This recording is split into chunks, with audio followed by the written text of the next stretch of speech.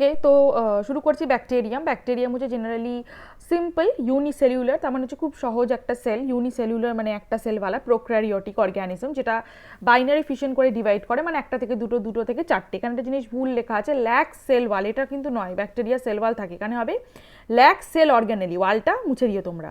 মানে ইউক্যারিওটের যেমন বিভিন্ন সেল অর্গানেলি থাকে, যেমন ক্লোরোপ্লাস্ট, নিউক্লিয়াস, মাইটোকন্ড্রিয়া, এর ব্যাকটেরিয়ার কোনো সেল অর্গানেলি থাকে না। ল্যাক্স সেল অর্গানেলি, এক্সেপ্ট একটাই সেল অর্গানেলি সাইটোপ্লাজমের মধ্যে ভেসে বেড়ায়, সেটা হচ্ছে 70S রাইবোসোম। তাহলে কি হলো, ব্যাকটেরিয়ার মাত্র একটাই সেল অর্গানেলি থাকে, 70S রাইবোসোম। আর ইউক্যারিওটে তোমরা জানো 80S থাকে। তাছাড়া ইউক্যারিওটে সব অর্গানেলি থাকে, যেমন মাইটোকন্ড্রিয়া, ক্লোরোপ্লাস্ট, এদের থাকে না।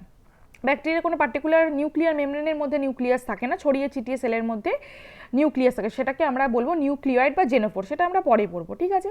এত সিম্পল হওয়া সত্ত্বেও, সিম্পল মানে কেন সিম্পল বলছে, কারণ সেলের মধ্যে তো কোনো অর্গানেলই নেই, সেই সাপেক্ষে সিম্পল বলা হচ্ছে।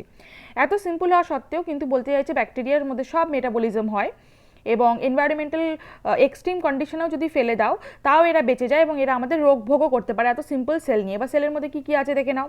বাইরের ওয়ালটাকে আমরা বলছি সেল ওয়াল, তারপরের লেয়ারটাকে প্লাজমা মেমব্রেন, তাছাড়া ডিএনএ বা নিউক্লিয়ার, যেটা সেলের সাইটোপ্লাজমের মধ্যে ছড়িয়ে ছিটিয়ে আছে, কোনো নিউক্লিয়ার মেমব্রেন নেই, দেখতে পাচ্ছ। সেলের বাইরের একটা কভারকে ক্যাপসুল বলা হচ্ছে, সেটা আমরা পরে পড়বো। মেসোজোম বলে একটা স্ট্রাকচার দেখা যাচ্ছে, যেটা আমরা পড়বো। রাইবোজোম 70S ওয়ালা নীল নীল কালারের আছে, সবুজ কালারের সাইটোপ্লাজম, এখানে জাস্ট কালার করে দেওয়া আছে।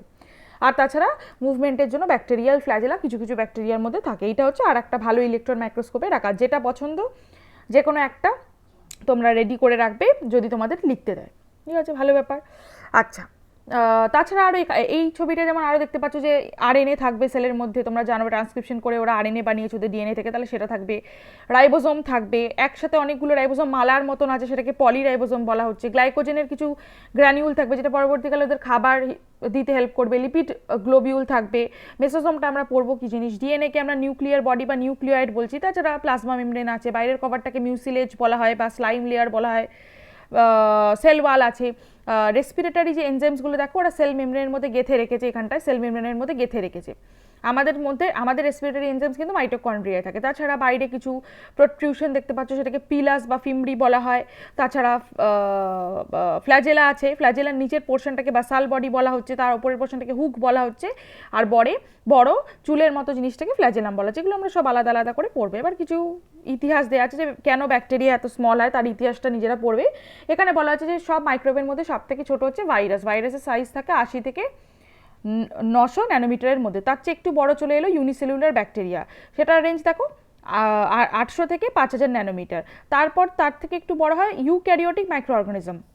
ইউক্যারিওটিক মানে হচ্ছে তোমরা জানো ইউক্যারিওট, কিন্তু তাদেরকে চোখে দেখতে পাওয়া যায় না, তাদেরকে বলবো ইউক্যারিওটিক মাইক্রো অর্গানিজম, যাদেরকে দেখার জন্য আমার মাইক্রোস্কোপ লাগবে। এরাও খুব বড় হয়, এদের সাইজটা অবশ্যই প্রোক্যারিওটের থেকে বড় হবে। এদের সাইজ হচ্ছে 8000 থেকে 12000 ন্যানোমিটার। ইউক্যারিওটিক মাইক্রো অর্গানিজমের উদাহরণ হচ্ছে algae, fungi, mould, protozoa, east, যেগুলো তোমরা ফার্স্ট সেমিস্টারে পড়ে চলে এসছো। এই সেমিস্টারে তোমরা ব্যাকটেরিয়ার ব্যাপারে পড়বে, যেটা অ্যাকচুয়াল মাইক্রোবায়োলজি হলো ব্যাপার।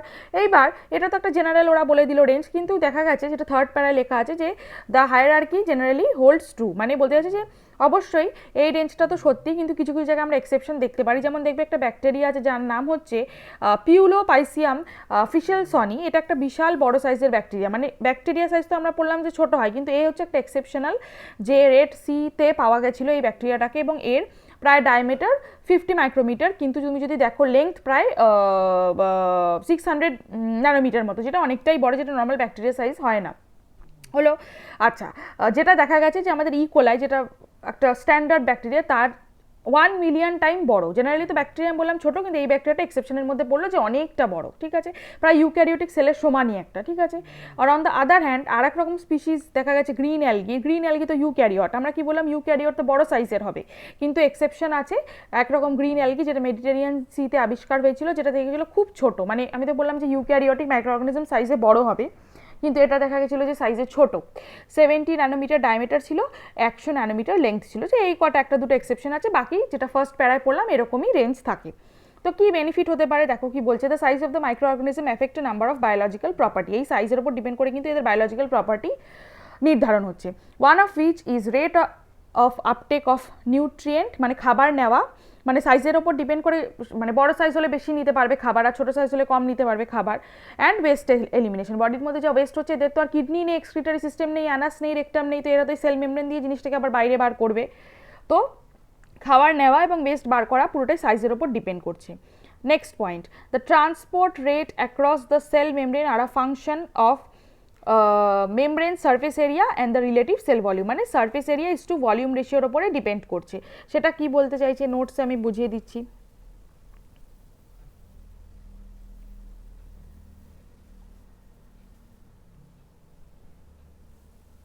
বলছে যে surface area by volume ratio, মানে এই জিনিসটা, যার ধরো ভলিউম বেশি হবে তার সারফেস এরিয়া কম হবে, আচ্ছা, আর যার সারফেস এরিয়া বেশি হবে দেখবে তার ভলিউম কম হবে।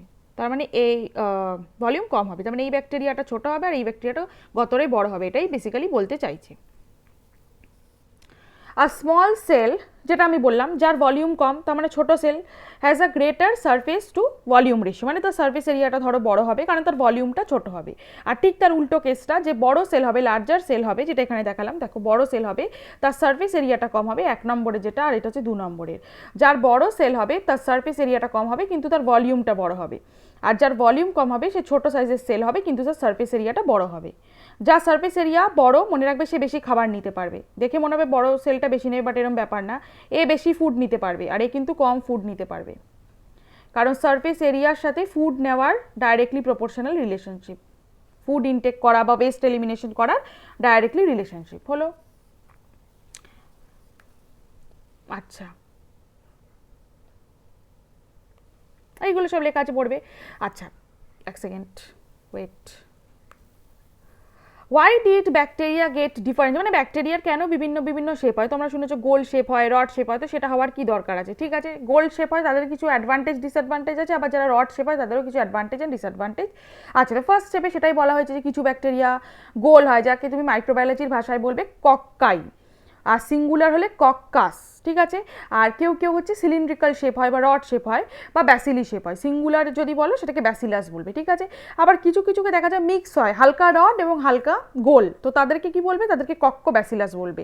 এবার এই যে ঠাকুর বিভিন্ন এরকম শেপ করেছে ব্যাকটেরিয়া, সেটা কেন করেছে দেখো, ফার্স্ট সেকেন্ড প্যারাটায় রড শেপের অ্যাডভান্টেজ লেখা আছে। রড শেপ যারা ব্যাকটেরিয়া হবে তাদের কি অ্যাডভান্টেজ? তারা জলের মধ্যে ভালো করে সুইম করতে পারবে। আর যদি গোল হয়, গোল ভালো করে জলের মধ্যে সুইম করতে পারবে না, কারণ গোল ফ্রিকশনাল রেজিস্ট্যান্স বা ফ্রিকশনাল ফোর্স বেশি এক্সপিরিয়েন্স করবে দ্যান দ্য রড শেপের ব্যাকটেরিয়া, ঠিক আছে। তো সেই জন্যই বলা হয়েছিল যে যারা ধরো এই রড শেপের ব্যাকটেরিয়া হয় তাদের মধ্যে ফ্ল্যাজেলা বেশি দেখতে পাওয়া যায়, কারণ রড শেপের ব্যাকটেরিয়াটাই তো আমি বলছি জলের মধ্যে ভেসে বেড়া, জলের মধ্যে ভেসে বেড়ানোর জন্য তো কিছু একটা লাগবে, আর তোমরা জানো ওরা মুভ করে ফ্ল্যাজেলা দ্বারা, সেই জন্য দেখা গেছে যে মোটাইল ফ্ল্যাজেলেটেড ব্যাকটেরিয়া রডের মধ্যেই বেশি দেখতে পাওয়া গেছে, ঠিক আছে। কিন্তু কিছু এক্সেপশন আছে, কিছু কিছু কক্কাসরাও মোটাইল হয়, মানে কিছু কিছু কক্কাসদের মধ্যেও বলতে চাইছে যে ইয়ে থাকতে পারে, মানে ফ্ল্যাজেলা থাকতে পারে, ঠিক আছে।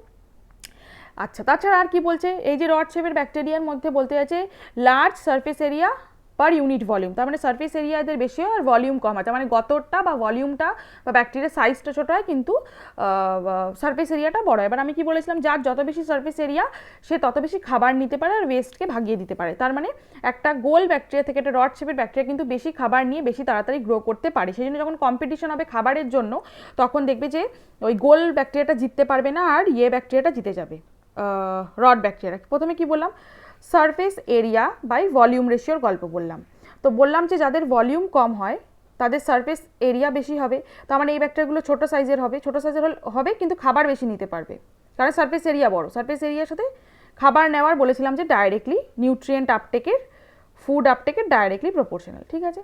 এই একটা বললাম ফার্স্টে। এবার বলছিলাম যে যারা রড শেপের হয়, যারা রড শেপের হয় বা ব্যাসিলাস হয় তাদের ফ্ল্যাজেলা থাকে এবং তারা ধরো জলের মধ্যে ভালো করে মুভ টুভ করতে পারছে, আর গোল শেপেরটা খুব একটা ভালো মুভ করতে পারছে না। তাছাড়া বললাম যে গোলদের ভলিউম বেশি হয়, তাহলে ভলিউম যদি বেশি হয় তার মানে ওপরেরটা সারফেস এরিয়া কম হবে, তার মানে ওরা বেশি খাবার নিতে পারবে না। এই জন্য একটা আরও দেখালাম, যে রড শেপের ব্যাকটেরিয়া আছে দেখো সে কত খাবার নিতে পারছে, কারণ তার ভলিউম কিন্তু কম কিন্তু তার সারফেস এরিয়াটা বেশি, সেই জন্য যখন তাহলে খাবারকে বেশি নিতে পারছে, এটা রড শেপের ব্যাকটেরিয়া বেশি নিতে পারছে। এইবার ধরো কম্পিটিশন লাগালাম এদের মধ্যে, ধরো এখানে ব্যাকটেরিয়ার আমি খাবার দিয়ে রেখেছি, food for bacteria both for coccus and bacillus, তাহলে কক্কাস তো বেশি খাবার নিতেই পারবে না, একটা অ্যারো, তার তুলনায় একটা রড বেশি খাবার নিতে পারবে, তাই দেখবে সবসময় কম্পিটিশনে রড শেপের ব্যাকটেরিয়ারাই বেশি জিততে পারে, ঠিক আছে।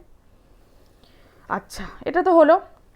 তাহলে বলছে যে যখন রড শেপেরই এত অ্যাডভান্টেজ, তাহলে কক্কাস হওয়ার কি দরকার ছিল? কক্কাসেরও নিশ্চয়ই কোনো অ্যাডভান্টেজ আছে, সেটাই নেক্সটে লেখা আছে যে কক্কাসদের কি অ্যাডভান্টেজ। গোল শেপ হলে একটা অ্যাডভান্টেজ, তুমি যদি সেই সেলটাকে খুব অসমোটিক শক দাও বা ডেসিকেশন দাও বা একটা হার্শ এনভায়রনমেন্টে রেখে দাও বা হাইপারটনিক এনভায়রনমেন্টে রেখে দাও, তখনও বেঁচে যেতে পারবে, তখনও জলটা ওর বডি থেকে লুজ করবে এবং ঠিক কোনো একটা রেজিস্ট্যান্ট মেকানিজম দিয়ে রেজিস্ট করে বেঁচে যেতে পারবে, যেটা আবার রড শেপরা করতে পারবে না। তাহলে কি এখান থেকে আমরা বুঝলাম?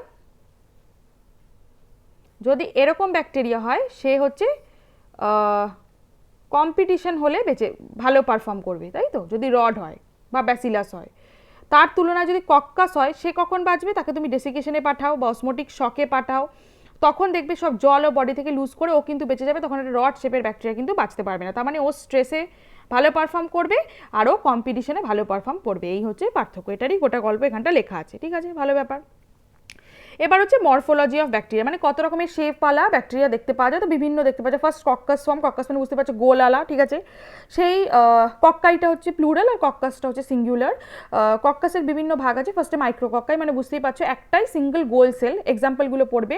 মাইক্রোকক্কাই ব্যাকটেরিয়ার এক্সাম্পল মাইক্রোকক্কাস ফ্ল্যাবাস। ডিপ্লোকক্কাই দুটো সেল একসাথে চিপকে থাকবে একটাই প্লেনে, এক্সাম্পলটা পড়ে নেবে। Diplococcus pneumoniae. টেট্রাকক্কাই বুঝতেই পারছো দুটো প্লেনে আছে, একটা উপরে একটা নিচে, সেজন্য দুটো প্লেন বলছে, কিন্তু একসাথে টোটাল 4টে সেল গ্রুপ করে আছে বা ক্লাস্টার করে আছে, ঠিক আছে, বন্ধু হয়ে আছে বেসিক্যালি 4টে সেল একটা জায়গায়, কিন্তু দুটো প্লেন। ডিপ্লোকক্কাস একটা প্লেনে ছিল, এটা দুটো প্লেনে, ওপরের প্লেন আর নিচের প্লেন। এক্সাম্পল টেট্রাকক্কাস। স্টাফাইলোকক্কাস আঙুরের মতন থাকবে এবং এটা 3টে প্লেনে থাকবে, একটা ইরেগুলার আঙুরের গোছার মতো। স্টাফাইলোকক্কাস অরিয়াস হচ্ছে এক্সাম্পল। সার্সিনা, সার্সিনারও কিন্তু 3টে প্লেনে আছে, কিন্তু ও স্টাফাইলোকক্কাইটা যেমন ইরেগুলার প্যাটার্ন ছিল, সার্সিনাটা একটা রেগুলার প্যাটার্নে আছে এবং এই ঝাঁক হিসাবে বা বাঞ্চ হিসাবে থাকে। এক্সাম্পল হচ্ছে sarcina lutea. Sarcina formed when cell division occur in 3 plane, যখন ওই 3টে প্লেনে সেল ডিভাইড করে তখন সার্সিনা অ্যাকচুয়ালি তৈরি হয়। Sheets are formed by multiple division on 2 plane, যদি 3টে প্লেনে বিভক্ত হয় তাহলে সার্সিনা শেপ হয়, আর যদি দুটো প্লেনে বিভক্ত হয় তাহলে শিট শেপের দেখতে হয়। গোলের গল্প শেষ। আবার ব্যাসিলাই, ব্যাসিলাই হচ্ছে সিঙ্গুলার আর ব্যাসিলাস হচ্ছে প্লুরাল।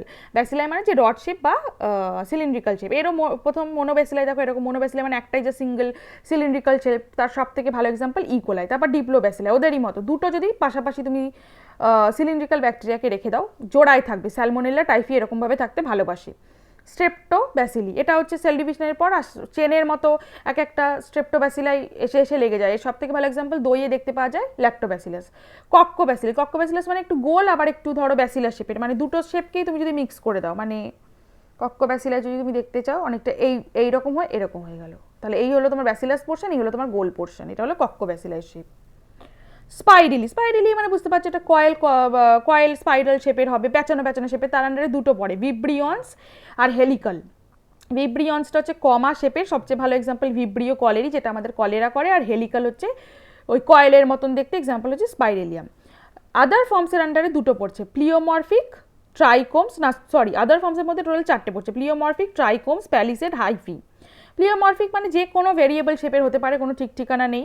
স্কোয়ার, গোল, star, bacillus, anything. Example rhizobium. Trichomes মানে এখানে সেল একটা প্লেনে ডিভিশন করবে এবং বাঁশের মতন দেখতে দেখতে হবে, এক্সাম্পল ব্যাগিয়ারটোয়া।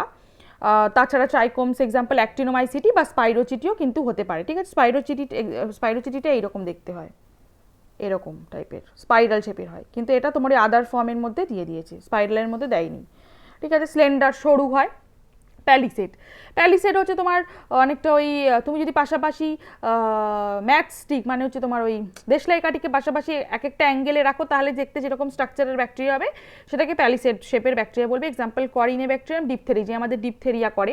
তার মানে ধরো এই একটা তুমি দেশলাই কাঠি রাখলে তারপর আরেকটা অ্যাঙ্গেল করে লাগবে, এই একটা দেশলাই কাঠি, এই আরেকটা দেশলাই কাঠি, এই আরেকটা দেশলাই কাঠি, এই আরেকটা, এরকম ওরা অ্যারেঞ্জ হয়ে থাকে। করিনেব্যাকটেরিয়াম, ডিপথেরি, সেটাকে বলবে প্যালিসেড। আর হাইফা তো জানোই, শুধু অলরেডি তোমরা অ্যালগি ফাঙ্গিতে পড়ে এসছো, সরু সরু দড়ির মতো যদি কোনো ব্যাকটেরিয়া থাকে, জেনারেলি এখানে ব্যাকটেরিয়া দেয়নি, পেনিসিলিয়ামের এক্সাম্পল আছে, তার মানে ফাঙ্গাসের এক্সাম্পল অলরেডি তোমরা ফার্স্ট সেমিস্টারে সেটা পড়ে চলে এসছো। নেক্সট ভিডিওতে আমরা পড়বো মেসোজোম।